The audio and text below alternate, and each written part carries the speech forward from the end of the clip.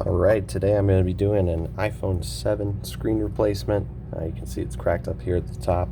Now, there's really probably not going to be anything special about this video. I don't expect this to go any way other than smooth and normal for a screen replacement. I just more felt like doing a video because it kind of helps calm my nerves to make a video and kind of talk about it and talk it through with all you guys who end up watching my videos. All 12 of you. Nah, it's not about the viewers. It's more about getting some content, getting some information out there, and hopefully educating some people into making some smart repair decisions.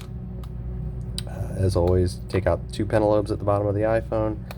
This one doesn't look like it's ever been opened before because the adhesive on the underside is pretty strong and sturdy. That also means that the screen on there is going to be pretty strong and sturdy too, so it can handle a little bit of flexing, like me twisting this right here to pop it out, without actually incurring any extra damage on there. Peel it up, then we rock it back and forth to loosen it from the top. As usual, if you put too much pressure lifting up on this side right here, you will rip those flex connections and damage them. Now, since I'm replacing the screen, that might seem like it doesn't matter, but there are actually quite a few companies out there where you can send your broken screens to, as long as the LCD is still good, and they'll end up giving you some money or credit for that. If you send them a whole bunch, well, you're going to get a little bit more. Actually, a pretty big company that did that recently, known as LCD Buyer. They're a subsidiary of Clover Tech Wireless. They actually just declared bankruptcy, and their payouts have been staggeringly low. I'm talking like 75% of what their payouts used to be. They're also not taking in any aftermarket screens anymore for any kind of credit. They'll just throw them in the trash for you. If you have an OEM screen and it's a decent one, like an iPhone 10 or like a Galaxy S10 or something like that, they're only offering like 30 or 40 bucks for it, and that's not a great deal for repair shops wanting to kind of recoup some of their part costs on there. Now, if I recall, I did turn that off. Yeah, I did. Good. Pop the battery. It's always smart to use a plastic tool to pop the battery open. You can see I'm using metal tweezers. That's because I'm not smart. So next time you do a battery repair, be smarter than I am, please. Screen's been loosened and removed. Take that off there. Then we're going to take out the 4 tri-wings at the very bottom. That's going to be what holds on the home button.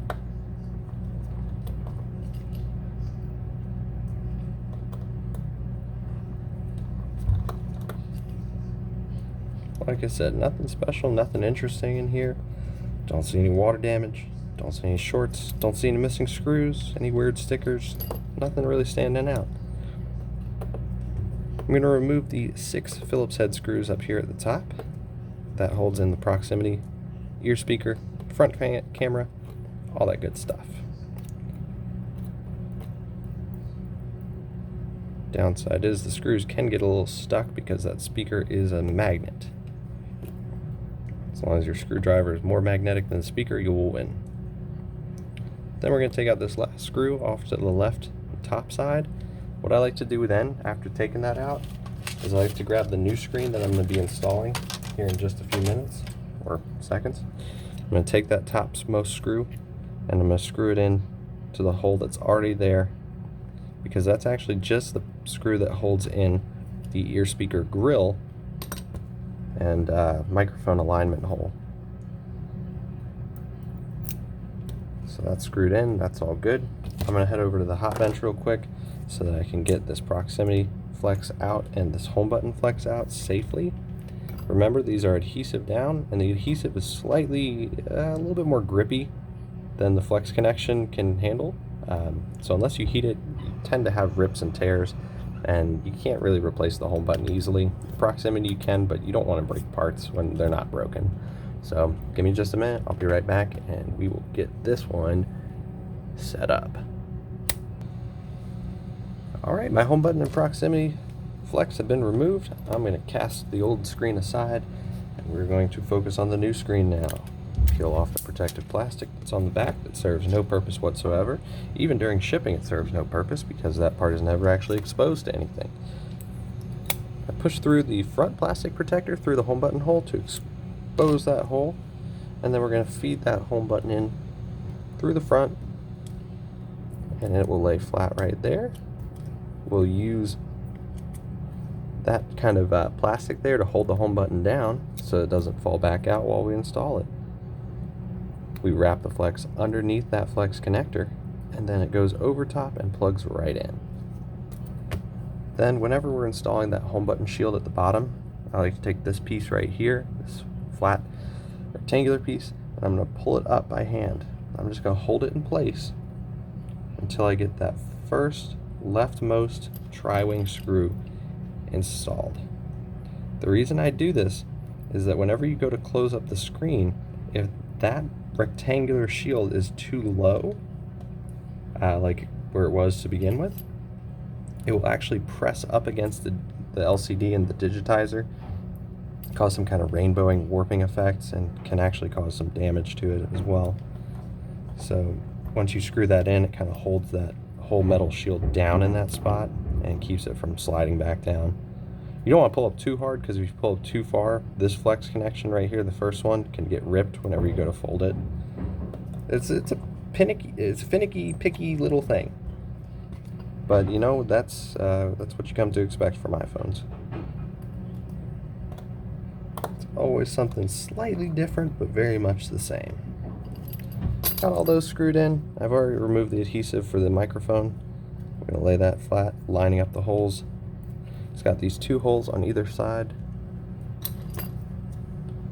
A little hole right there, and a little hole right there. And they line up with some nubs, little stud things that pop up from the frame and assembly of the new screen. Then we feed our proxy into its little bracket there. You don't want to push too hard and break it, but you want to kind of wiggle it, walk it back and forth until it sits flat in there.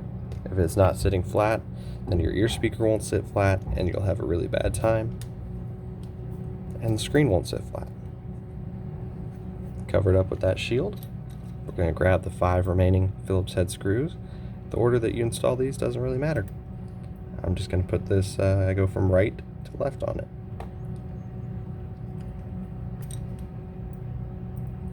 A lot of times Chinese screw holes can be a little bit cheaper and can strip out a lot easier, especially if you're screwing into some of these that are plastic. So what you want to do is kind of back the screw out just a pinch as you're putting it in, and that kind of lines it up with the thread so that it can go in smoothly, not strip anything out. Because if you get one of these screws going in at a weird angle, Apple is notorious for kind of booby trapping with their long screws. So if you put a long screw in a short hole, you're going to punch actually straight through the digitizer on the front. It's not fun. Once we've got that all hooked up, I'm going to grab the proximity sensor. I'm going to plug that proximity sensor into the top there. Make sure it's clipped on both sides. Then plug in our home button flex, which is the smaller flex of the home screen. Digitizer, LCD flex right there. Pop the battery in. Hold down the power, make sure that we get our Apple logo, which means that we've been successful. Then we're going to reinstall these shields right here. Normally you would do this while the phone is off so that you don't short anything out or bridge anything, but that is very unlikely to happen regardless. Just be smart, put it where it goes. Don't poke metal objects into a live phone with hot electrical connections.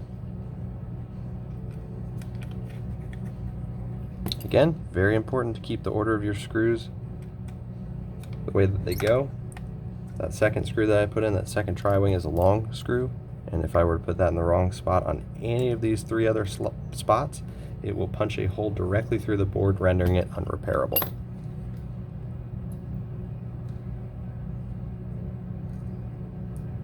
Line up our little proximity flex shield.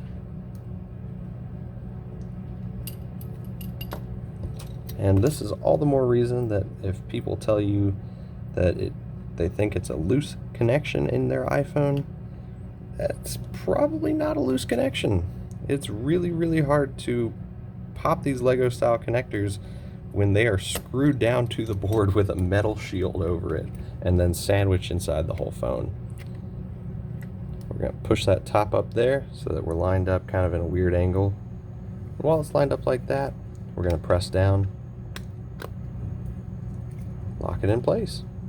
What will happen if you don't line up that rectangular bracket? That rectangular thing right there will put pressure right about there, and you'll see kind of a rainbow haze effect on there at all times, color discoloration, but most often when you push on it, you'll see that. Now this one right here, let's see if I can show you that little bit of a rainbow effect when you press on it.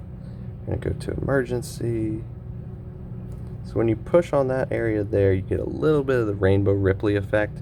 If the bracket was underneath of that, it would be a much more pronounced rainbow warpy effect.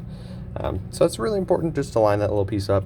All else fails, if the piece is not made well in the manufacturing plant, you can pop it off and cover it with a little bit of Captain tape.